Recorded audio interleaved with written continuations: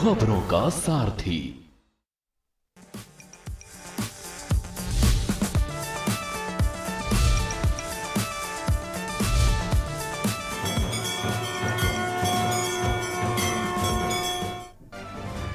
दिल्ली दौरे पर सीएम पुष्कर धामी दोपहर करीब 3 बजे दिल्ली पहुंचेंगे सीएम। बीजेपी प्रत्याशी बांसुरिया स्वराज के पक्ष में करेंगे रोड शो। चारधाम यात्रा ने बनाया नया रिकॉर्ड। दर्शनार्थियों का आंकड़ा पहुंचा 8 लाख के पार। इस बार रिकॉर्ड स्तर पर तीर्थयात्री पहुंच रहे धाम। हेमकुंड साहिब यात्रा का शुभारंभ राज्यपाल ने ऋषिकेश हेमकुंड साहिब गुरुद्वारा से पहले जत्थे को किया रवाना। 25 मई को खुलेंगे कपाट। डीजीपी अभिनव कुमार ने चारधाम यात्रा को लेकर की बैठक। मंदिर परिसरों में टोकन देने की व्यवस्था लागू करने के निर्देश। यातायात को लेकर सतर्कता के भी आदेश। वन विभाग ने जारी की नई नियमावलियां। वन्य जीव के हमले में घायलों के लिए नियमावली जारी। आयुष्मान योजना के तहत इलाज करवाने में नहीं मिलेगा मुआवजा। प्रदेश के 5 जनपदों में आज बारिश का अलर्ट। 26 मई के बाद अधिकांश क्षेत्रों में बारिश की आशंका। चारधाम में भी 4 दिनों तक बारिश की संभावनाएं थी। आप देख रहे हैं के न्यूज, खबरों का सारथी। खबर उत्तराखंड के साथ मैं सोनी चौहान। खबरों की शुरुआत अहम खबर के साथ। लक्सर के HR डिग्री कॉलेज पर श्रेया देव सुमन यूनिवर्सिटी ने बड़ी कार्रवाई की है और यूनिवर्सिटी के फ्लाइंग स्क्वाड की छापेमारी में परीक्षा के दौरान डिग्री कॉलेज में छात्रों को नकल कराया जाना सामने आया था और इसके बाद परीक्षा नियंत्रक ने डिग्री कॉलेज के केंद्र को निरस्त कर दिया। साथ ही इस केंद्र के परीक्षार्थियों को लंढौरा के चमन लाल डिग्री कॉलेज में शिफ्ट किया गया। और गौरतलब है कि हाल ही में श्रीदेव सुमन यूनिवर्सिटी की परीक्षाएं शुरू हुई हैं और 2 दिन पहले फ्लाइंग स्क्वाड ने 4 डिग्री कॉलेज एग्जाम सेंटर पर छापेमारी की थी और कॉलेज प्रबंधन के राजनीतिक रसूख के चलते मामले को 2 दिन तक दबाए रखा गया। हालांकि यूनिवर्सिटी ने 4 डिग्री कॉलेज पर कार्रवाई कर दी है।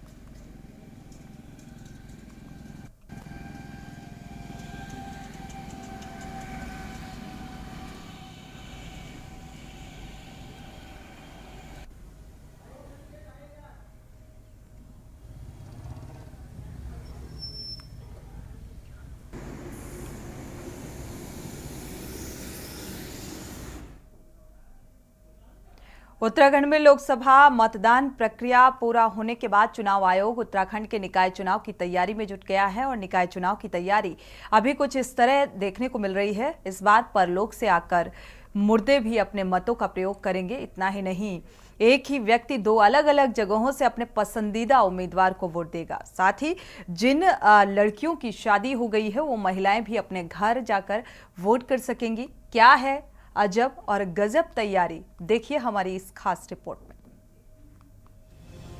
चुनाव आयोग भले ही चुनाव प्रक्रिया को निष्कर्ष करने की बात करता हो, लेकिन जिम्मेदार अधिकारियों की लापरवाही के चलते चुनाव आयोग की कार्यशैली पर सवाल खड़े हो ही जाते हैं।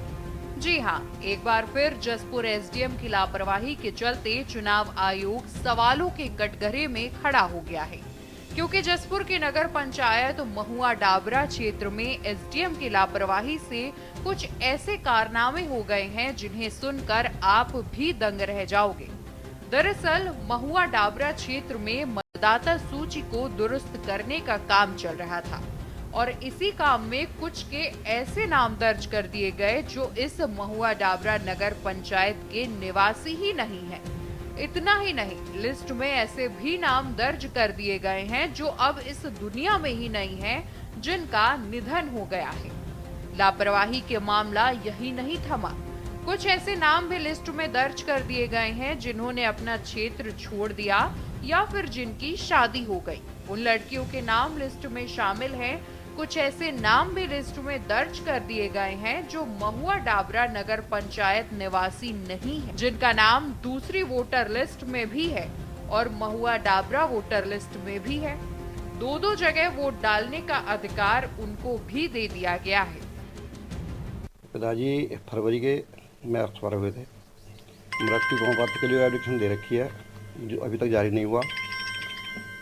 उसके बाद खाली वोटर लिस्ट में नाम आ गया था, जो शिकायत के बाद काट देगा।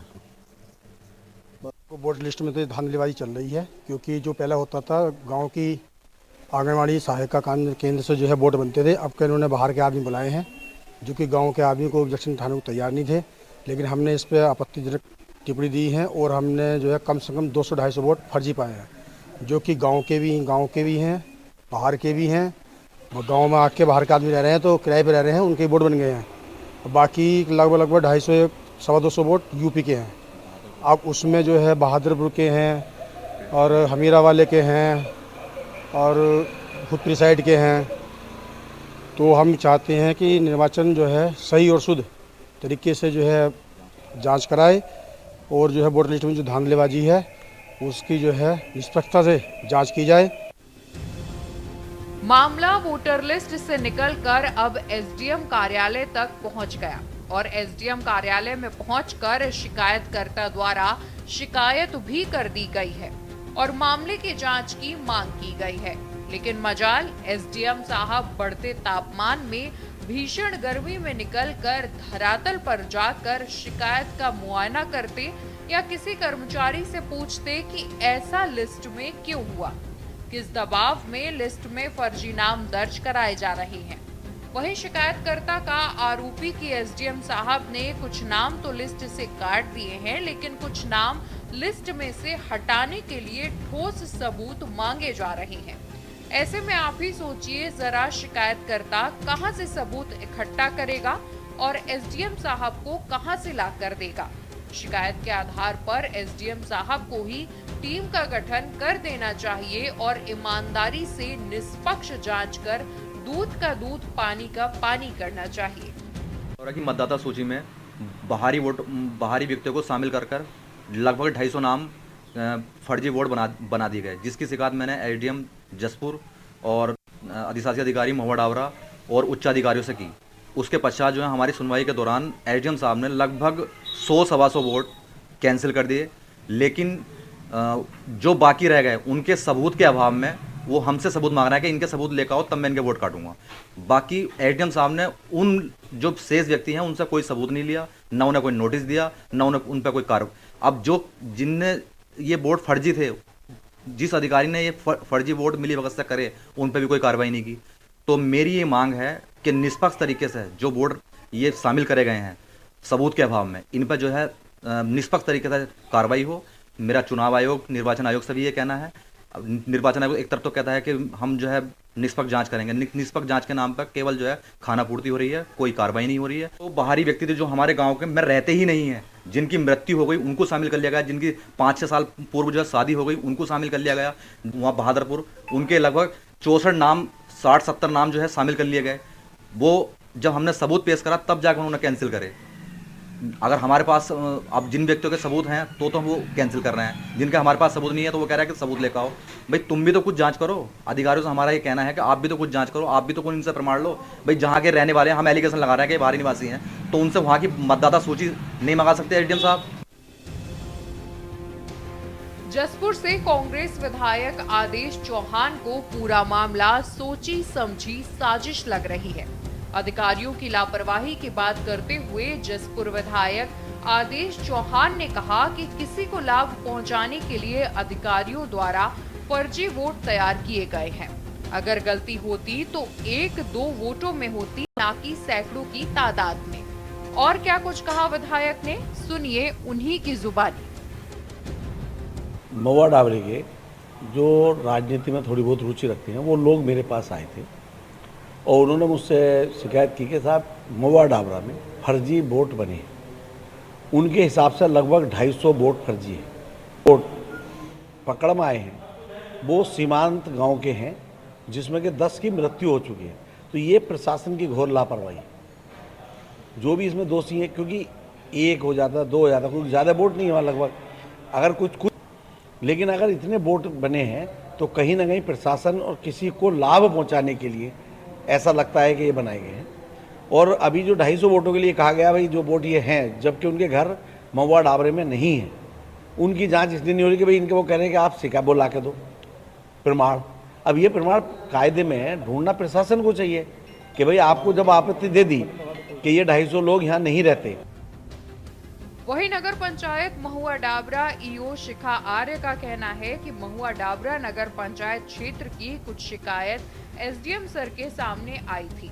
एसडीएम साहब द्वारा शिकायतकर्ता के सामने शिकायत का निस्तारण कर दिया गया है। कुछ वोटर लिस्ट में बाहरी व्यक्तियों के नाम दर्ज थे, जो मर गए हैं उनके नाम दर्ज थे।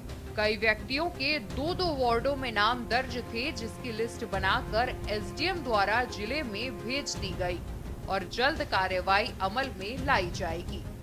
के संज्ञान में मामला आया था कि कुछ शिकायतें हमें प्राप्त हुई थी, जिसमें कुछ लोगों के 2 बार नाम 2 अलग अलग वार्डों में नाम दर्ज थे, कुछ मृतक लोगों के नाम थे और कुछ लोगों के बाहरी व्यक्तियों के नाम भी जोड़ दिए गए थे।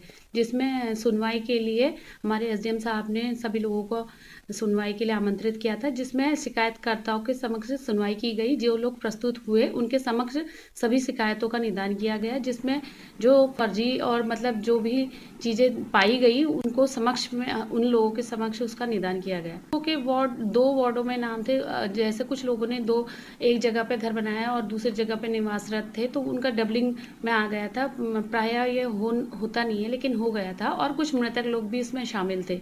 और ये सभी संस्तुति हम एसडीएम साहब द्वारा बना के जिला पंजीय स्थानीय कार्यालय को भेज दी गई है और सभी अग्रिम निर्णय उनके द्वारा किया जाएगा।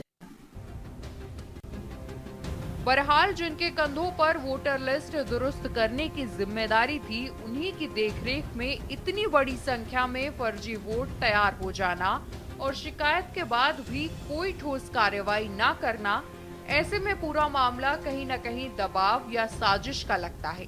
अब देखने वाली बात होगी कि चुनाव आयोग ऐसे लापरवाह अधिकारियों पर किस तरह की कार्रवाई करते हैं, या फिर चुनाव आयोग भी मामले को गोल गोल कर देता है। ब्यूरो रिपोर्ट, के न्यूज इंडिया। रुक करते हैं अगली खबर का। एक कहावत तो आपने जरूर सुनी होगी, खिसियानी बिल्ली खंभा नोचे। ऐसा ही कुछ वन निगम करता हुआ दिखाई दे रहा है। वन विभाग की कार्रवाई के बाद वन निगम पूरी तरह से बौखला उठा है। वन विभाग के आरोपी को ना करते हुए जांच की बात करते हुए नजर आए। और क्या है पूरा मामला, देखिए इस खास रिपोर्ट में।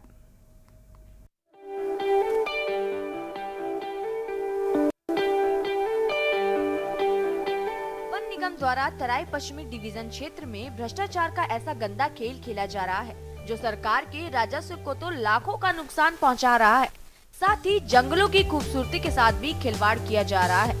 दरअसल वन विभाग द्वारा वन निगम को यूकेलिप्टस के पेड़ को काटने की परमिशन दी गई थी और इसी परमिशन के आड़ में वन विभाग के अधिकारियों ने लकड़ी माफियाओं के साथ मिलकर चोरी छुपे यूकेलिप्टस को बेचने का गंदा धंधा शुरू कर दिया है। लेकिन ये गंदा धंधा ज्यादा दिन नहीं चला। डीएफओ प्रकाश चंद्र आर्य को जैसे ही इस पूरे धंधे की खबर लगी, तो प्रकाश चंद्र आर्य ने अपना मुखबिर तंत्र एक्टिव किया। जैसे ही लकड़ी माफियाओं द्वारा यूकेलिप्टस को जंगलों से उठाकर अपने अपने गोपनीय अड्डे पर ले जाकर रखा गया, तभी डीएफओ प्रकाश चंद्र आर्य के निर्देशों पर तैयार हुई टीम ने फिल्मी अंदाज मकड़ी माफियाओं पर कार्रवाई कर दी और कार्रवाई में लाखों की तादाद पर यूकेलिप्टस की गाड़ियां बरामद की गई। डीएफओ प्रकाश चंद्र आर्य द्वारा अग्रिम कार्रवाई की जा रही है। वन विभाग के खिलाफ भी अब कार्रवाई करने की तैयारी डीएफओ प्रकाश चंद्र आर्य द्वारा कर ली गई है। ये कल शाम हमको एक सूचना प्राप्त हुई थी कि जो वन निगम की जो लॉट चल रही है, हमारा प्लॉट नंबर 50 और 49, उनका जो वहाँ से जो वन निगम में पातन हो रहा और उसके बाद जो ढुलान कर रहे हैं ठेकेदार, वो लोग इसको माल चोरी करके जो है एक किसी जगह पे इकट्ठा कर रहे हैं और वहाँ से वो जो है बाहर बेच रहे हैं। तो इसकी सूचना प्राप्त होने पर हमारे द्वारा अपना जो मुखबिर तंत्र है उसको लेकर के अपने स्टाफ को इसकी ड्यूटी लगाई गई और जैसे ही वो माल वहाँ पे पहुँचा तो हमारी टीम द्वारा उसको पकड़ लिया गया और उसके बाद में उसकी गिनती कराई गई। तो ये लगभग 112 नग हैं वहाँ मौके पे मिले हैं, जिनको कि हमारे द्वारा अपने कब्जे में लेकर के उसकी नपत करके और आगे की कार्रवाई उसमें जो की जा रही है। ये देखिए, अब ये तो जांच के बाद पता चल जाएगा कि कहाँ से आया है, क्योंकि उसका गिल्टे तो स्पेसिफिक है, उसमें ऐसा तो कुछ है नहीं, इतने मोटे गिल्टे हैं, तो इस पता चल जाएगा। बाकी जो सूचना थी और जो कार्रवाई के लिए मेरे द्वारा जो निर्देशित किया गया था अपने स्टाफ को किया गया था, उसमें और इसके अलावा और कुछ नहीं। वहीं अपने पद से गद्दारी कर पैसों के लालच में सरकार को रजत का नुकसान पहुंचाने वाले और वन विभाग की आंखों में मिर्ची झोंकने की नाकाम कोशिश करने वाले अब डीएफओ प्रकाश चंद्र आर्य की कार्रवाई से बुरी तरह भूख लगा है और अब मीडिया के आगे अपनी सफाई पेश करते हुए नजर आ रहे हैं। क्या कुछ कहा अपनी सफाई में वन विभाग के क्षेत्रीय प्रबंधक हरीश पाल ने, आप भी सुनिए। आज सुबह ही मेरे संज्ञान में आया है कि रुबेद खान करके कोई ईंट सप्लायर हैं, उनके पेरीफेरी में कुछ यूकलिप्टस के गिलटे बरामद किए हैं, जिसमें मैंने त्वरित ही डीएलएम जो हमारे पूर्वी रामनगर है श्री राकेश कुमार जी, उनसे जानकारी ली है। तो उनका कहना है कि समस्त स्टाफ हमारा और वन विभाग का मौके पर ही है और उसकी जांच पड़ताल कर रहा है। जहाँ तक उनकी संख्या की बात है, विभिन्न साइजों के हैं, अभी कोई साइज के नाप तोल नहीं हुई है और मिश्रित साइज हैं और 111 नग हैं। तो उसमें जानकारी ली जा रही है कि वो वास्तव में वन निगम के हैं या वन विभाग के हैं। तो ये पुष्टि अभी वन निगम के जो डीएलएम है उनसे की जा रही है। जैसे ही पूर्ण सूचनाएं उपलब्ध होंगी तो आपको अवगत कराया जाएगा। बहरहाल माफियाओं के साथ गांठ से सरकारी राजस्व को नुकसान पहुंचाने वाले वन निगम के अधिकारियों का खेल डीएफओ प्रकाश चंद्र आर्य ने फेल कर दिया है और वन विभाग के डीएफओ प्रकाश चंद्र आर्य की कार्रवाई से वन निगम पूरी तरह बौखला चुका है और जब जांच की मांग कर रहा है। ऐसे में देखने वाली बात होगी कि वन विभाग द्वारा कितने भ्रष्टाचारों के खेलों से पर्दाफाश होता है, वन विभाग द्वारा खेला जा रहा है। Bureau report, Uttarakhand.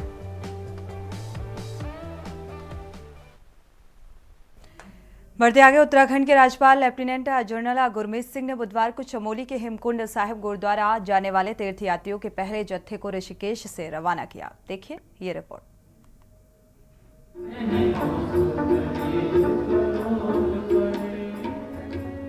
उत्तराखंड के राज्यपाल लेफ्टिनेंट जनरल गुरमीत सिंह ने बुधवार को चमोली के हेमकुंड साहिब गुरुद्वारा जाने वाले तीर्थयात्रियों के पहले जत्थे को ऋषिकेश से रवाना किया।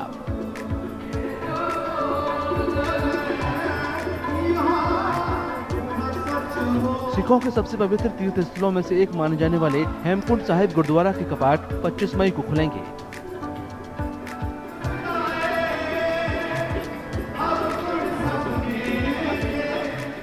इतना सौभाग्यशाली क्षण है, सच कहूं तो ये दिव्यता भव्यता से भरा हुआ क्षण है। आज मानवता के रूप के अंदर में ऋषिकेश में गुरुद्वारा साहब से आज जो जत्था है, पहला जत्था है, वो रवाना हो रहा है और ये पंच प्यारों के नेतृत्व में, उनकी अगुवाई में आज जत्थे को पूरा परिवार ने इकट्ठा होकर रवाना किया है।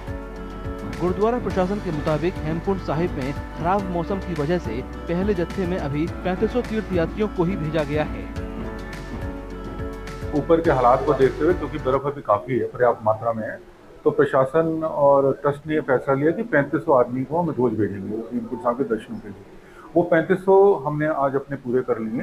हेली सेवा शुरू हो रही है और ऑलरेडी उनकी मेरे को जो खबर मिली है कि बुकिंग ऑनलाइन 25 तारीख से शुरू हो गई। खन्ने तो आया फैमिली के साथ जा रहे हैं श्री हेमकुंड साहब जी के दर्शन करने ਲਈ। बहुत बढ़िया, बहुत खुशी, बहुत ਮਾਣ महसूस हो रहा, बहुत अच्छा लग रहा। ਅਸੀਂ हेमकुंड साहब जा रहे हैं। कैसा लग रहा है? बहुत बढ़िया, बहुत खुशी हो रही है, जा रहे हैं बाबा जी दर्शन करने। पहली बार जा रहे हैं। हाँ जी, परिवार के साथ? परिवार के साथ जा रहे हैं। हेमकुंड साहिब गुरुद्वारा 10वें सिख गुरु गोविंद सिंह को समर्पित है। यह गुरुद्वारा समुद्र तल से 4000 मीटर से ज्यादा की ऊंचाई पर मौजूद है। यहाँ हर साल हजारों तीर्थयात्री दर्शन करने के लिए पहुँचते हैं।